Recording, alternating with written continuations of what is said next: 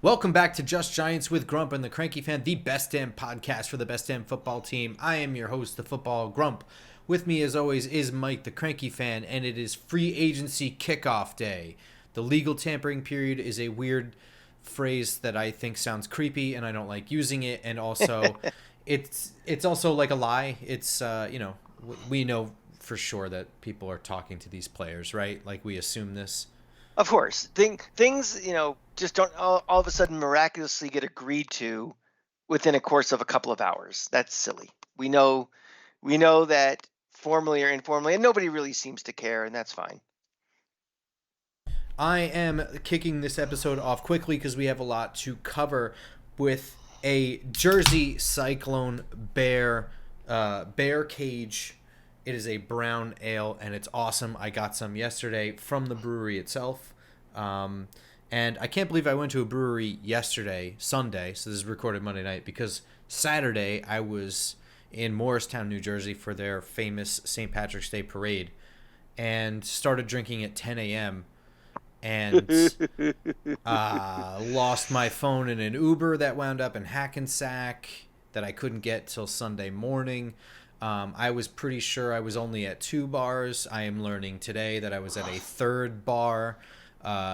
I don't know what happened. I came home and passed out at about 4:30, 5 o'clock, and woke up at 6 o'clock. But hey, I was still, I'm a bit Irish, and I'm able to rebound quickly. Went to this brewery yesterday, got this What? excellent beer. You're part Irish. Mm-hmm. You are? Your dad is? No, my grandmother. Oh, all right. Yes. There's a little bit. So this episode basically is brought to you by the Betty Ford Center for people who need Yeah. obvious treatment and help. Check out the Betty Ford Center. This is a marathon of a day, and it's going to start with some bittersweet news. Let's go over, I guess the biggest Giants news is Saquon Barkley signs with the Philadelphia Eagles to the tune of 3 years, $37.75 million, with incentives that can escalate up to $46.75 million. And he gets $26 million fully guaranteed at signing for a 27-year-old running back. Cranky, I'll give you the floor. I'll let you just go. Yeah, this is probably going to be the episode that I'm probably going to make a lot of Giant fans mad. But something, you listen to this show for our opinions as much as our analysis, and I'm going to give you my opinions. I think I've been very consistent throughout this whole process that I thought the Giants should stay strong and re-sign Saquon Barkley on their terms. And if the market was not what they wanted to pay, they should let him walk. Saquon Barkley was, a very good player for the New York Football Giants. I think Giant fans had a little inflated opinion of what his value and his productivity actually was while he was a Giant. But in a lot of Giant fans, I think, consider him their guy, much in the way a lot of Nick fans of a generation consider Carmelo Anthony their guy. And maybe that kind of love of a player sometimes overshadows the realities of where we are in March of 2024. In March of 2024, Saquon Barkley is 27 years old, 28 years old. He's had multiple injuries, some big time injuries, and he wants a lot of money. And the New York Football Giants, as much as we love our team, there's a lot of delusional fans out there who think we are further along in the process of becoming a real contender than we actually are. And I think, a lot of people think that, the Maras run this team because they are thinking about, well, he's the face of the franchise. We can't let him go. And I want to give kudos to them and to this front office for, looking at the big picture of this team. And yeah, it sucks he went to our biggest rival. They, as someone pointed out today on Twitter, and I don't have it in front of me who it was, they know that I always say that the Eagles are in the Giant trolling business. They love to troll us as much as they do want to compete for championships. And I think we all knew in the back of our minds that he may end up in Philly. So It sucks that he goes to a division rival, but I'd be willing to put up a dollar against somebody else's dollar that he doesn't play in both games against us next year because maybe a miscellaneous injury or two based on his history. I don't think he's going there all of a sudden and running for 2,000 yards. It sucks that he's going, but we have to do what's best for this organization. And some of the moves we'll talk about later probably don't happen if we give him what he wants because of his name and what his perceived value is. That Philly grass is pretty bad condition, yeah? Or is that just my take? Well, I mean, I don't think it's as bad as like FedEx Field or whatever it's going to be called, Oh next yeah. year. But it's, I think it's still better than turf than what we have or any other turf field in the NFL. Okay. Just thinking about his injury history and whatever. Listen, this sucks. I'm not really sure if Saquon Barkley is a. I have to think that this is at least somewhat a troll move, only because this is a lot of money, in my opinion. Mhm. This is, I'm not going to get into the financials here because the Eagles as an organization are at a completely different spot. This move, signing Barkley for, the amount of money is arguable, but signing Barkley makes sense if you're in the position of the Eagles. It's a little weird because I wouldn't expect them to spend this much money on the running back position for somebody this old with this many injuries. This is a lot. This is a head scratching move. I mean, frankly, if Dave Gettleman did this, it would be, And remember, DeAndre Swift got signed by Chicago today for 3 years, 24 million. yeah. Um, it's a puzzling move. So it's hard to not think that this was not in some way justified in taking him from a rival, I guess. I had earlier speculated that this was just smoke, that they were putting the Giants in a position where they were by inflating his price, by pretending to be competitive for him, that they could get Mhm. the Giant not get the Giants into a bidding war with the Texans, but be in a win-win situation where the Giants would be out of price to retain their guy or force us to overspend to keep him. So Mhm. either way, it's a win for them. That's what I thought was happening. Then they went and signed him to far more money than I was expecting him to go to the Texans for. Yeah. This is it's a little bit head scratching to me, but the Eagles are in a different spot as a team, and this makes sense. Regarding Barkley's legacy here, Yeah. Well, one quick thing before we get into the legacy bit is that, yeah, go well, ahead. I agree it's the right move what the Giants did based on where they are in their cycle. I also don't want to demonize and vilify him for going to the Eagles because it was not Saquon Barkley who didn't tag him.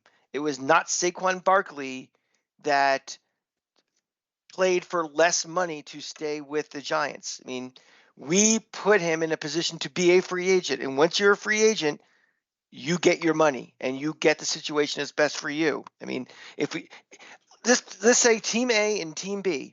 There's team A that's not very good on the field, not expected to be good in 2024 and wants to pay you less, and team B will give you more and you have a pretty good chance to go pretty far in the playoffs. It's a no-brainer. So I am not going to call him a traitor or something like, that little bitch Tiki Barber did today. And we're going to get into the legacy second in a second, but I think that was wrong, and I don't think he should not be booed when he comes back to the Meadowlands this year. Well, here's my thing. I'm not going to boo him.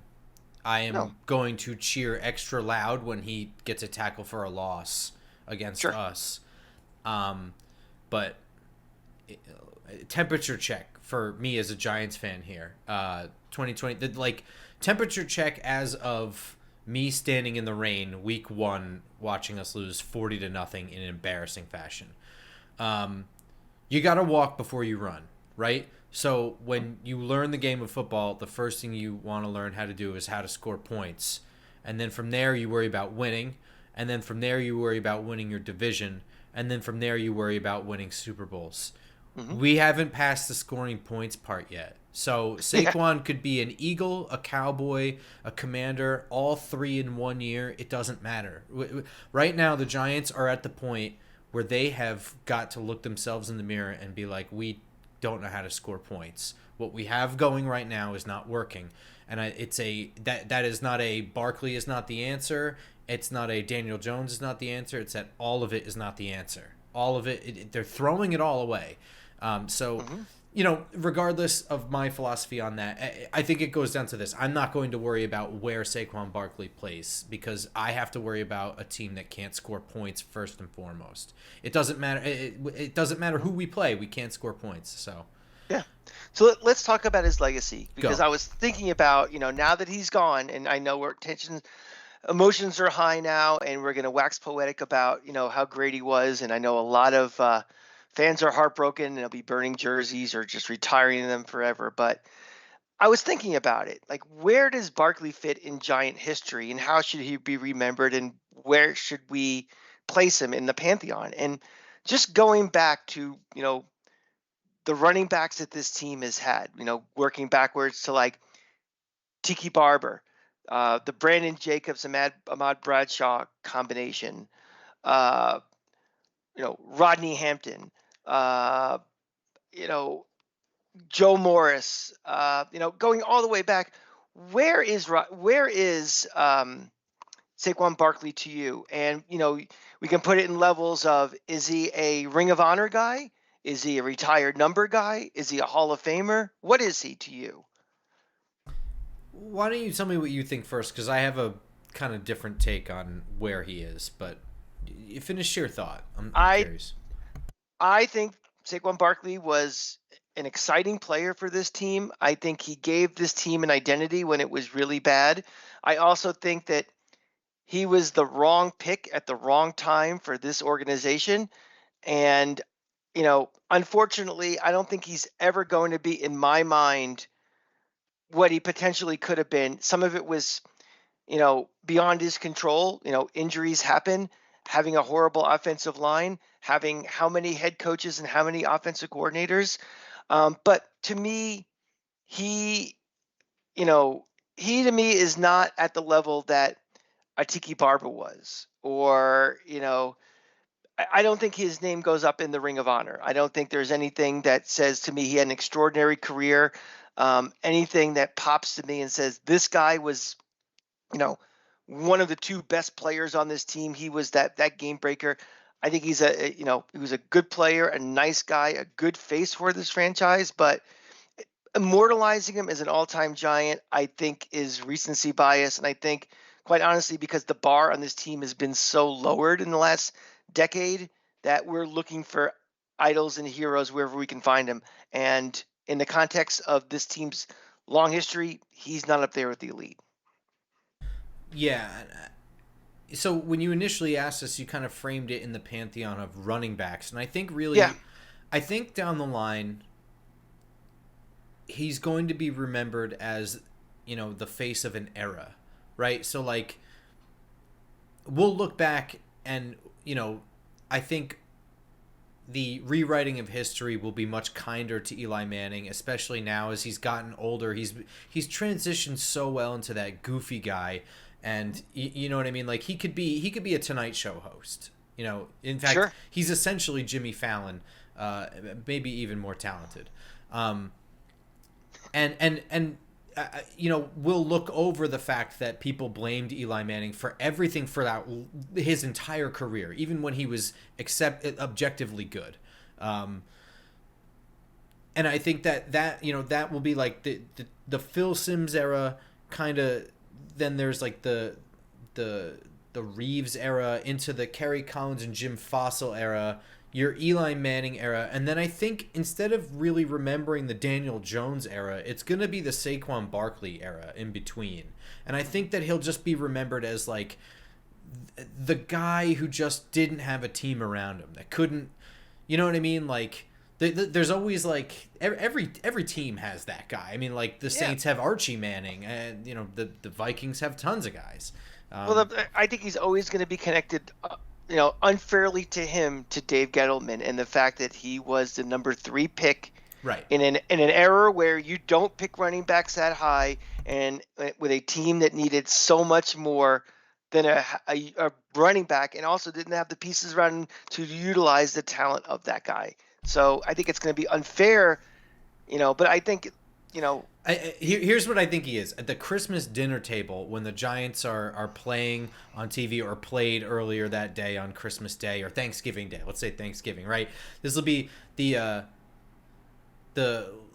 little kids at the table. Like Saquon Barkley will be a celebrity at the game or something, waving, and he'll be on TV. And the kids at the table will be like, Saquon Barkley was both an Eagle and a Giant. And then it's going to spark this family eruption conversation. You know what I'm talking about? Like, listen here, you don't understand. Saquon Barkley, he was great. He just didn't have a team. He was the wrong pick at the wrong time, right?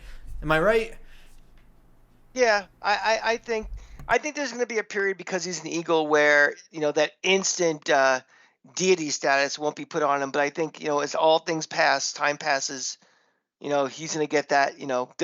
They'll trot him out for something. There'll be some worthy Giant gets his number retired or something, and they bring out all the Giant legends and they bring him out, and he gets a nice ovation.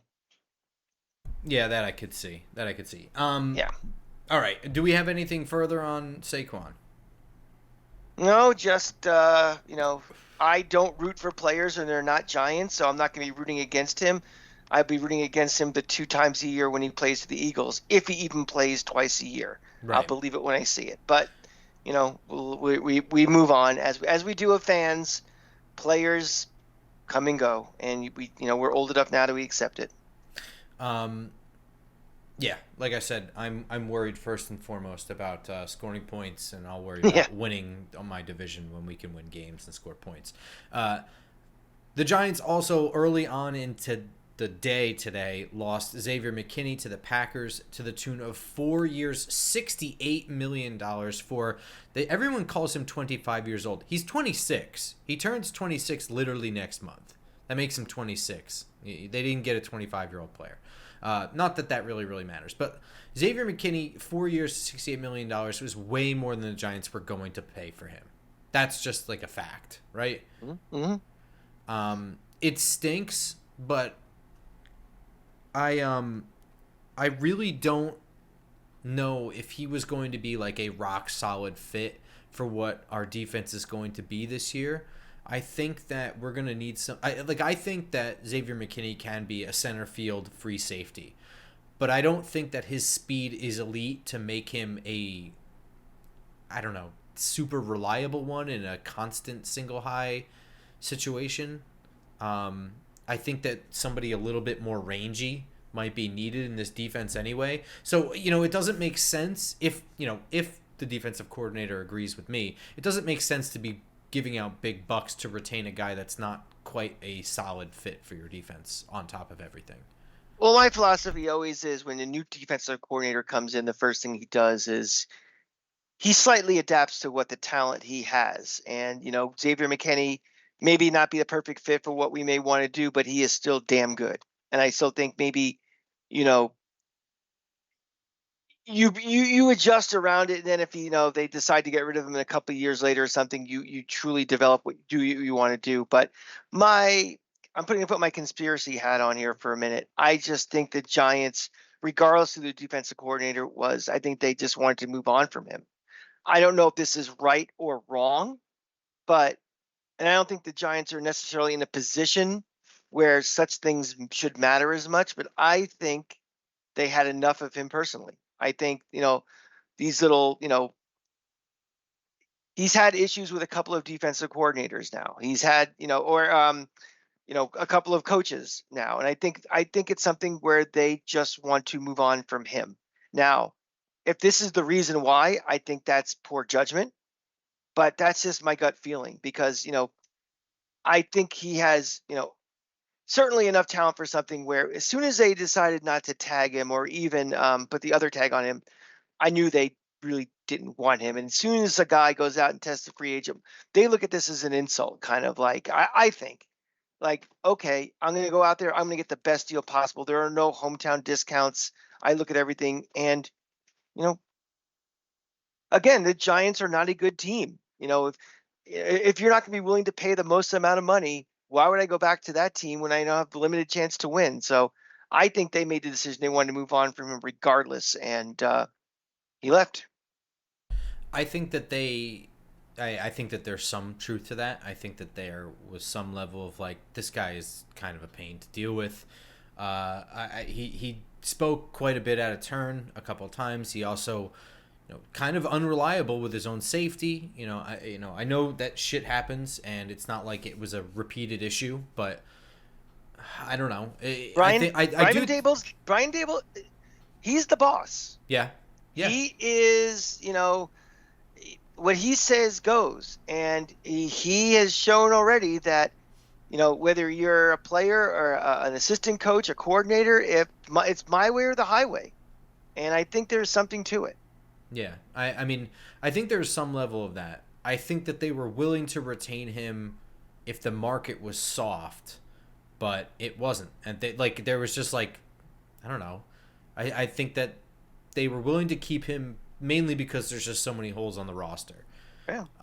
Markets are never soft. I think a lot of times teams are like, we'd like to bring him back. We think the market's soft, but this is, again, there is no collusion. These are not cartels. I think last year the running back market was soft in that, the franchise tag was a pretty decent deal.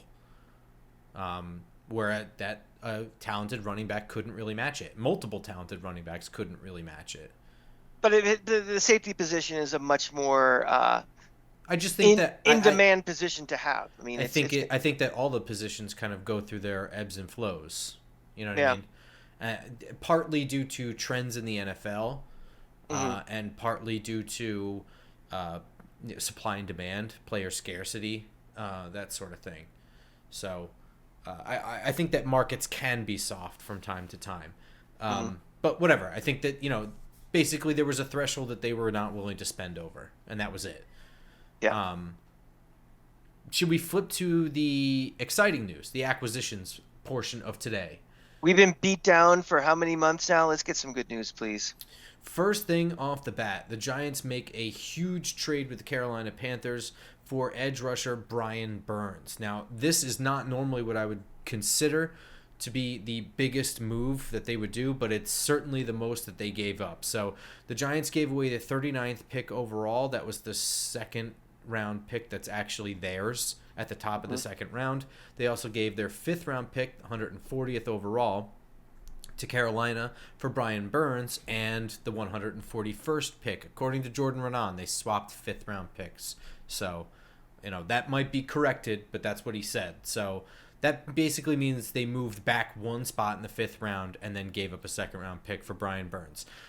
Here's why this is an amazing deal right off the bat. Because I just went through all the edge rushers in this class, okay?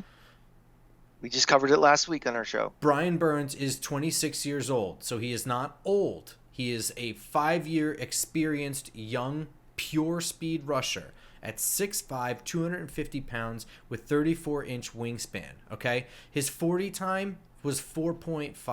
That's fast by any standard. That would put him 3rd fastest in this year's class, okay? Remember, they gave up the 2nd round pick for this guy.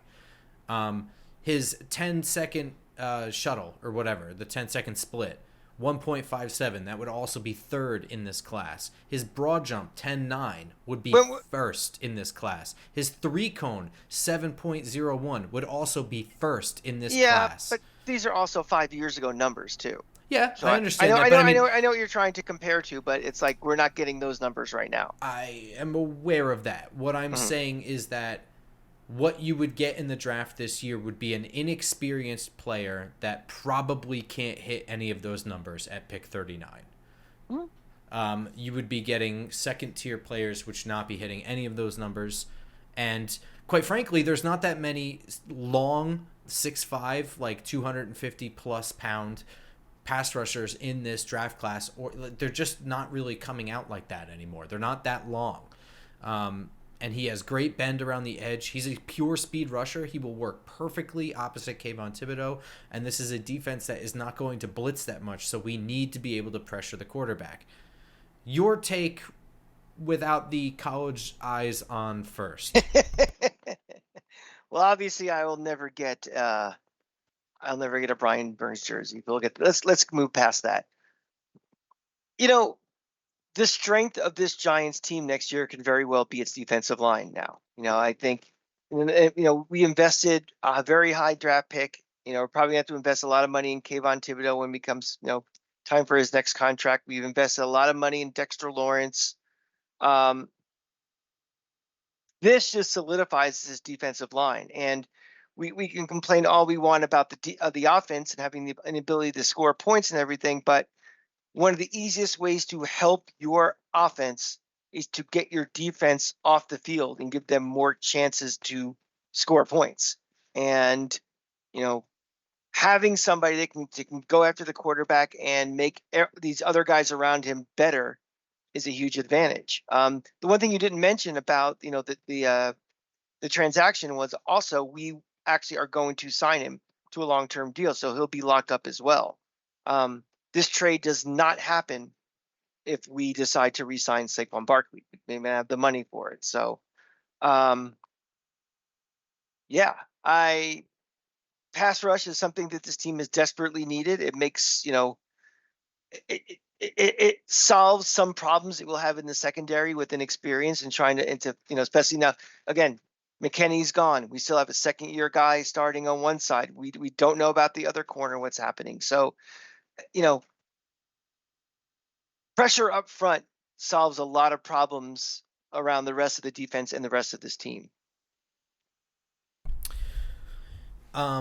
Yes. So the report is that the Giants extended him to the tune of 5 years, $150 million with $87.5 million guaranteed. For all of the contracts today, I wrote down all of the details we have, and it's not much. I know there are some with some potential incentives. The guaranteed money is important to some people that aren't the players, and I don't really understand that.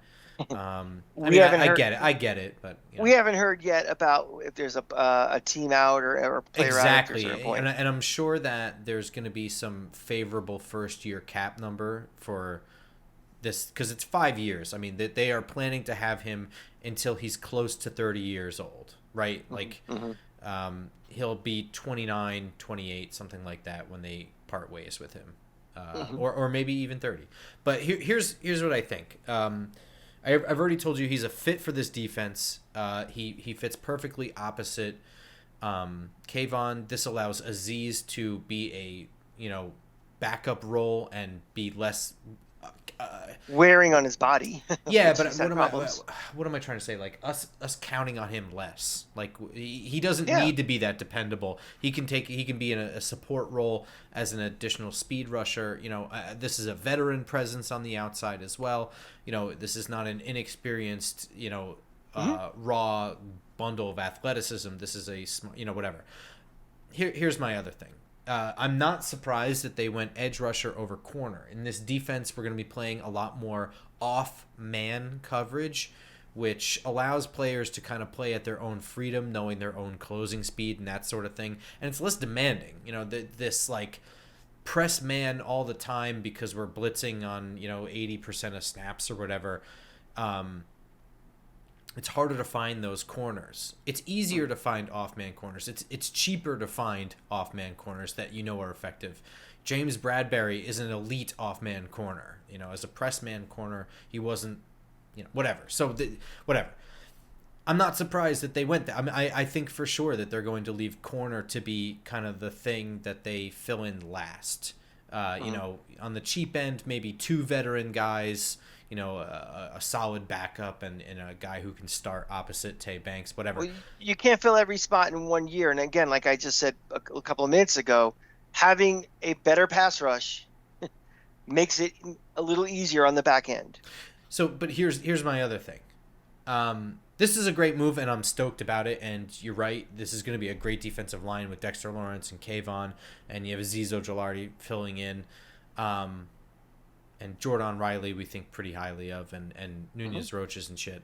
But I really don't care if they had completely ignored the defense this entire offseason. I don't care if they spent all of the resources in fix the offense, score points. It's busted, and they need to figure out quarterback. If not this year, then the next year, or very, very soon. And that quarterback needs to be able to come into a situation where he is not worried about surviving the game first and can worry about trusting his instincts and trusting his coaching and just being able to play loose and learn from his mistakes rather than learning not to piss his pants at the snap. So So this let's is talk about. exciting to me, but this being the biggest move, this is a good one. This should be, a good long partner for Kayvon Thibodeau. We have bookend guys for a while. I can feel pretty good about it. I'm just, I'm not super stoked. You know what I mean? It's Well, not remember, hitting my. it's also day one of the talent acquisition phase of the year. Yeah, but I You know, can't imagine they're going to make another huge swing like this. I mean, the next big swing is going to be the first round pick, right?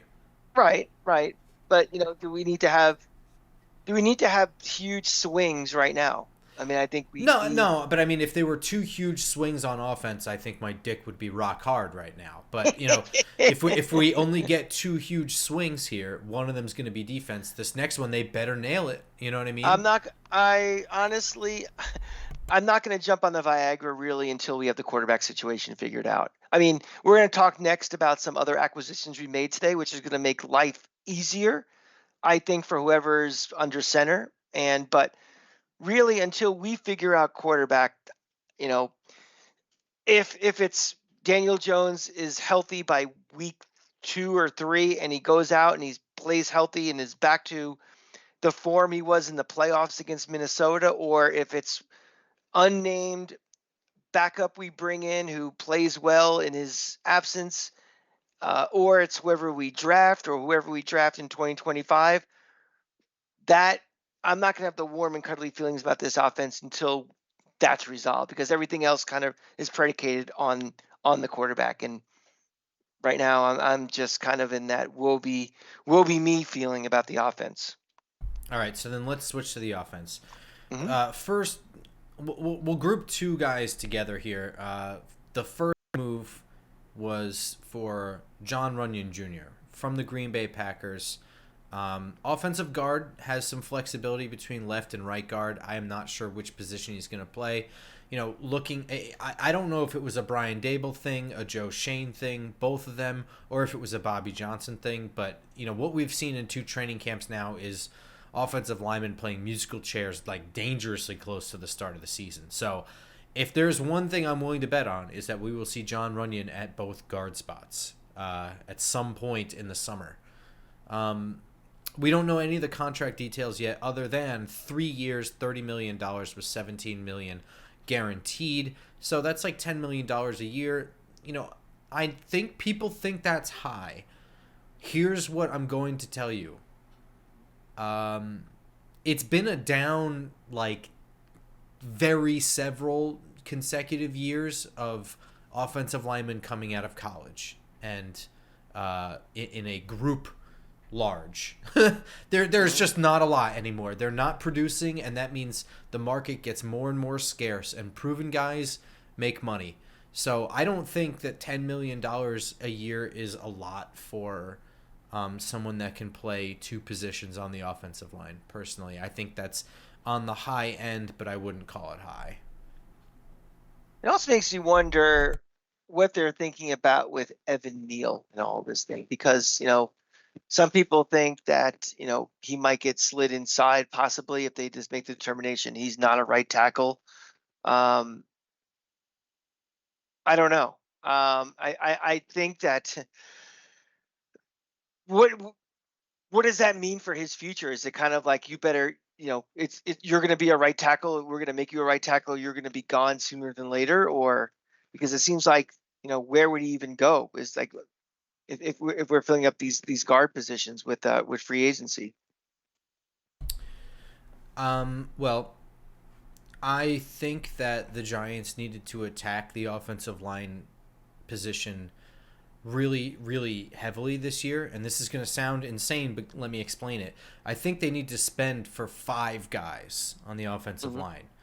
Because quite frankly, there is no backup tackle currently on the roster. The only tackles really are Evan Neal and Andrew Thomas. So you need a backup tackle. That is a thing. I think that you need two veteran interior position guys. I think that right now what you have with Marcus McKeithen and Josh Azudu is still a complete unknown going into year 3 of their time here. It's cool that you can continue to develop them, but don't count on anything. Leave them as the third string guys.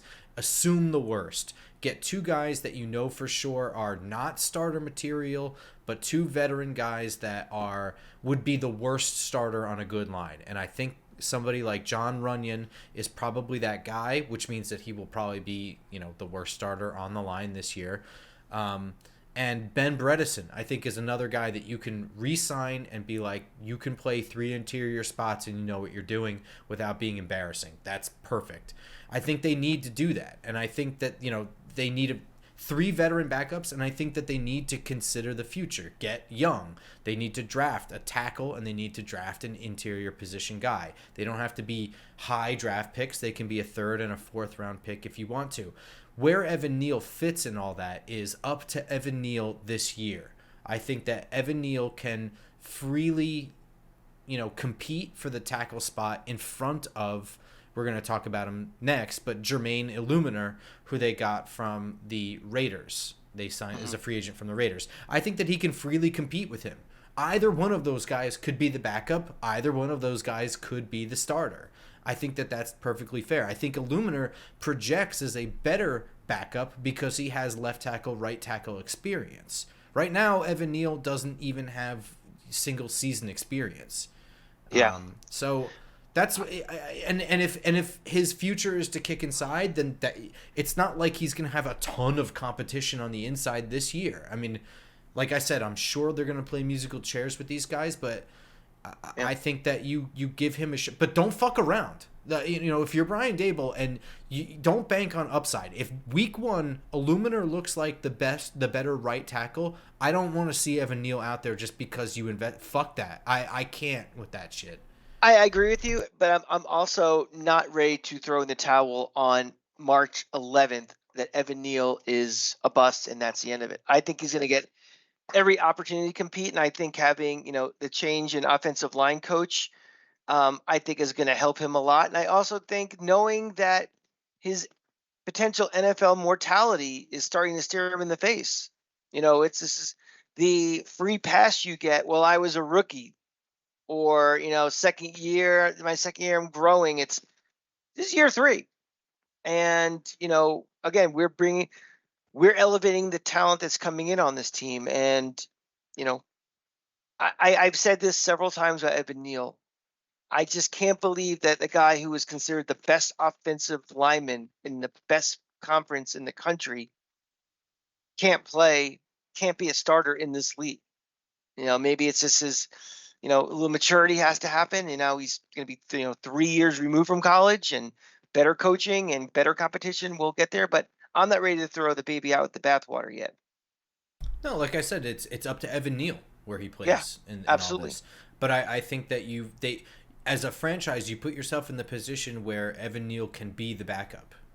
You're comfortable with Eluemunor being out there, or maybe Evan Neal becomes the best right guard in Giants history. Like, you know what I mean? Like that could absolutely be. Here's what we need to keep your eye on the prize. The goal is we need the Giants' offensive line to be better. I'm not concerned about the individual pieces, what that combination is or something. I need this line to be better, because doesn't matter who the quarterback is, doesn't matter what receivers. If we have, Saquon Barkley or Matt Barkley or Barkley the dog from Sesame Street as your running back, it doesn't matter if you have these offensive lines we've been trotting out for the last several years. They suck. They're inefficient. They don't get the job done. The overall offensive line has to get better. And bringing in more guys fosters more talent. If a guy that was starting last year now has been kicked down to the bench, that means we've raised the talent level a little bit in the production. So that's what I'm looking for, and that's what we need.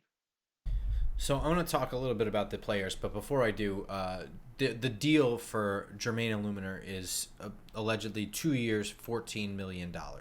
So let's talk John Runyan. Like I said, left guard, right guard versatility. People have described him as like Mark Lewinsky 2.0. I haven't watched that much of him, but I would say the exact opposite. I would say that overall he's probably the same in that he's good at one thing and not the other. Glowinski was a fairly accomplished run blocker and a very terrible pass blocker. I would say that Runyan is a functional but not brag-worthy run blocker. And as a pass blocker is more than passable. And I think that shows a smarter evaluation of what this team needs. So they didn't break the bank getting a $10 million guard. They got him for 3 years, so it's a veteran presence for a decent chunk of time. I'm sure that there's going to be a 2-year out in there.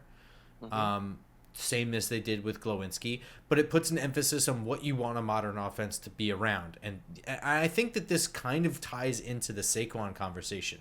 You know, when you come here, you make a quick move in year one. You only have money to spend on really one move. The offensive line sucks. You got a running quarterback and you got a running back that's, you know, extremely talented. You get a lineman that can run block. I think that was kind of the thinking at the time.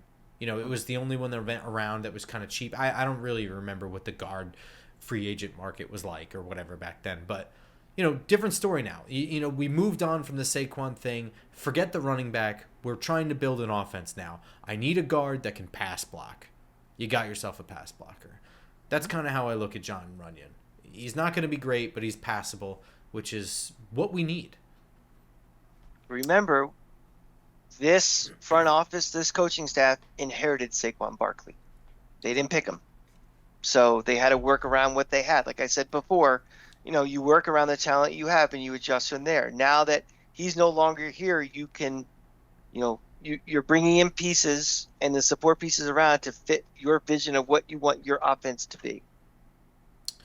And Jermaine Eluemunor, here's a couple things that I know. He's 29 years old. So for context, he is 7 years younger than me. 6'4", 330 pounds. He went to Texas A&M, where he had transferred from like some small school, I think in Scranton.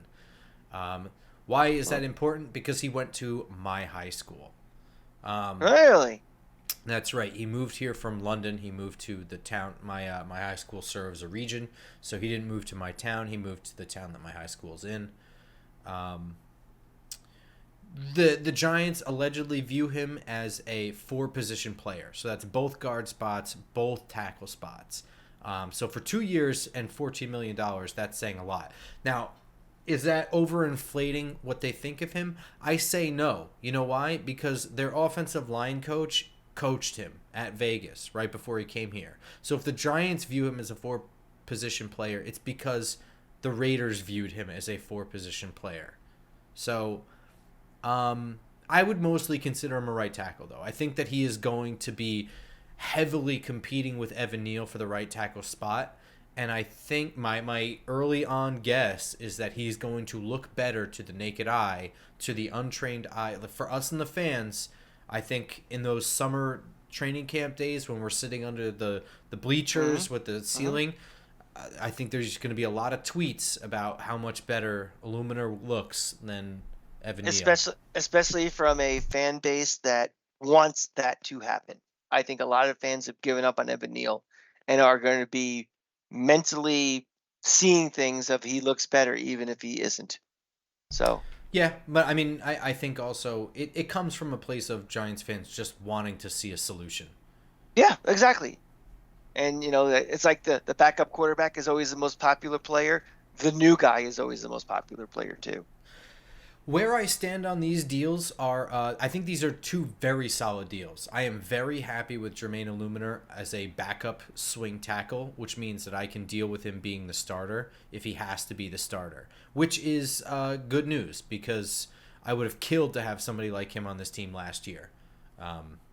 You know, Yeah. Evan Neal was hurt for more than half the year, I think, and even when he wasn't playing great. So And Andrew Thomas was out for quite a bit too. We could have swung him over there. Absolutely. John Runyan Jr., I don't really know how but I mean, I feel better about him than I do Mark Lewinsky.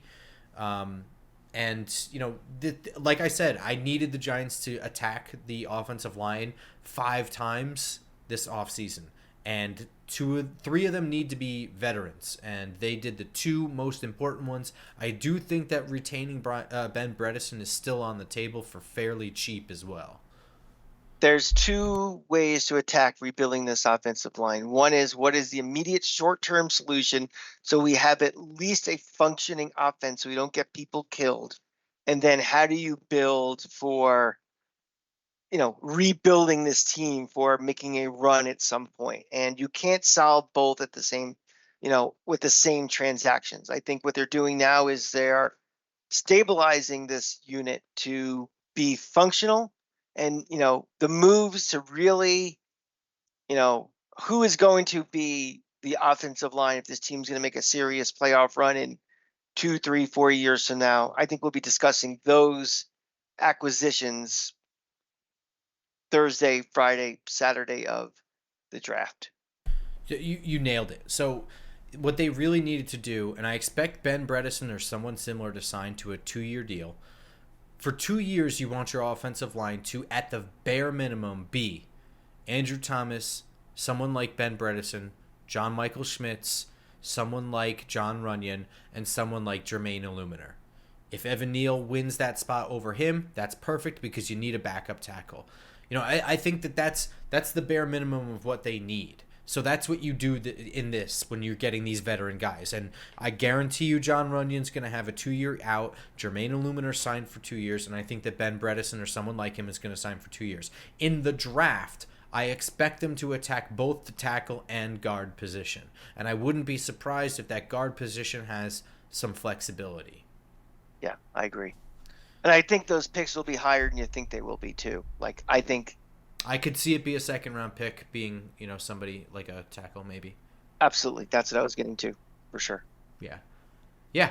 And, like I said, even the worst-case scenario is that Evan Neal plays well enough where you retain him and Eluemunor goes and you have a third tackle in your draft pick and you make your decision then. Or maybe you let both go because the third tackle is the best one you got. There's no losing when you have that many guys in your bench. And the thing I will say to Giant fans is, again, this is day one of free agent agreeing period. Let's not judge this offseason based on one day's worth of work. We still have, free agency. We still have the draft. We still have non-drafted free agents to pick up. There could be a trade or two. So don't make any definitive thoughts in your head of that's the best we did. We lost more than we gained. We haven't solved anything. There's still a long way to go. And your perception of this will change in the rest of this process if you allow yourself to have an open mind for it. That's why I'm not freaking out about the losses. That's why I'm not like, that's it for who we got. This has to play out. No, I think this is a very solid first day. I think that this attacks a lot of spots, and we're gonna hit the last spot. Well, there's two more things I want to talk about. First is Devin Singletary. The Giants replaced the whole vacated or whatever by Saquon Barkley to the tune of 3 years, $16.5 million with escalators that could make it to $19.5 million. It's quite literally half the price of Saquon Barkley. He's the same age, arguably a little bit younger, like 7 months younger. What's really interesting to me is that in a lot of ways, other than being number 26, and running in a similar kind of scheme, they're not really all that much alike. Is he a little better pass blocking and a little better pass receiving? I think that he's probably the same in pass blocking. Not great. You could probably coach him up to be good enough. I don't think it's really unwilling, like I think some of Saquon Barkley's was. Here's where they're majorly different. He is not going to try and juke people out of their shoes 7 ways to Shinola. He has similar contact balance. He's going to run through guys. He's a one-cut, decent speed, good burst kind of running back. He can, just plant a foot and just race through a hole. When he goes off to the races, a really fast defensive back is probably going to catch him. He's not going to make guys look very stupid. He's just going to run through them. Here's the major thing where they're different. Okay, ready? Mm-hmm. I could only find one injury in his injury history. That was going to be the next question I was going to ask. In 2019, he had a hamstring strain, and I don't think he missed any. If he missed any time, it was for 3 weeks. In those 3 weeks, I believe he was questionable the whole time. That's what I like to hear, because we need availability as much as we need an influx in talent. We need an influx of durability and availability. I think, the thing that I think is interesting is that Devin Singletary is, a one-cut guy. Like, he's just going to get north and south. As soon as he sees the hole that he chooses in whatever zone scheme, he's just going to hit it. And it feels like that was kind of, was that not the criticism for a lot of Saquon Barkley at times? Like, at times... dancing around. Yeah. A little dancing around too much. Like, sometimes that saved them from an 8-yard loss and made it a 2-yard gain, but a lot of times it made what would have been like a 12-yard gain like a 3-yard one because he did that. Mm-hmm. So, I'm not saying that Devin Singletary is going to be better. I think what I'm saying is that Devin Singletary is a very known quantity in what he's going to give you, and therefore the focus is probably not going to be on him in the offense, though he does catch passes out of the backfield very well. Okay. Well, there you go. That's you're not going to like you said, you're not going to replace him. He's not, yard for yard, carry for carry, stride for stride, but we need a number one running back, and he's a number one running back. So let's see how he does with a better offensive line we're hoping than we had last year. Stability at running back, a better passing game, all of that stuff. It all the pieces fit together. They all connected. They're not independent things. So I am wondering if the Giants are going to add another running back. I know that they are. They're going to have a stable of 3, but you can get them really cheap, and it seems like every year an undrafted free agent running back that we get is legitimately in the conversation to be that guy. So I don't think that they need to spend high, and I haven't looked at the draft class yet, so I don't really know. But like I wonder if in the 5th round or something like that, there's a guy that's just like shouldn't be there, if they'll just be willing to pull the trigger, Yeah, I mean, it makes sense. I mean, nobody on this roster are guys that we're just in love with as guys that we need to have in this running back room. So again, it's based on their board and who they think it's a value or not. I don't think they're going in looking for a running back, but I think if one is there that they feel is a discount, go grab them. Last move. The Giants retained 3 very core special teams players. They got that shit out of the way right away on 1-year deals.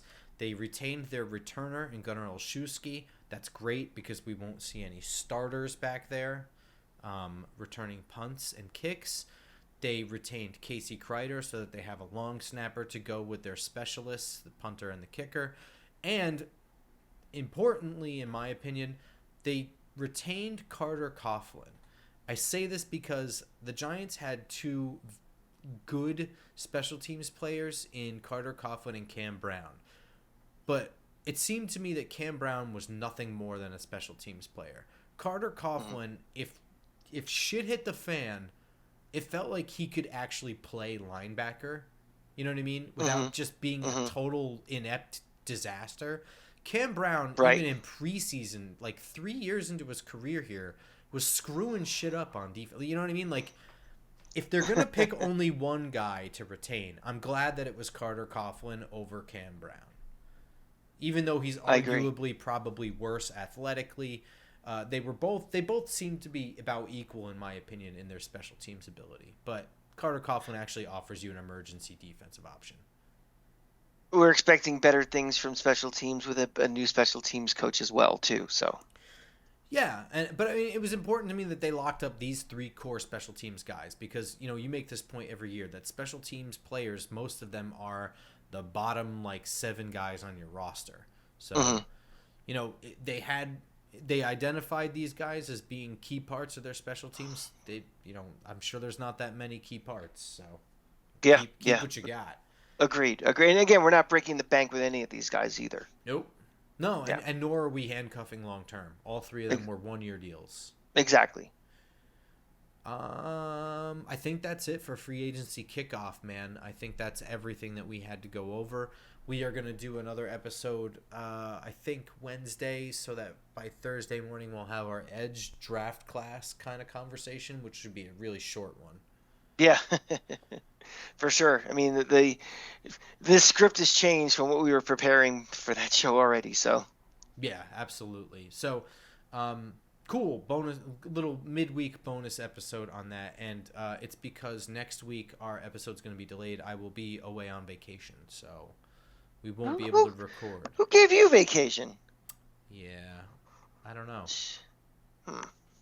Especially after getting blackout drunk, it's like I don't deserve one. Well, it's not like we're getting paid anyway, so what's the difference? Go ahead. All right, everyone. That's going to do it for us. So be sure to like and subscribe on iTunes, SoundCloud, Spotify, and of course YouTube. Tell a friend about Just Giants and Jersey Cyclone Brewing. Great beer, great show. And follow us on Twitter at @football_grump and at the Cranky Fan. Until next time, go Giants. Go Giants.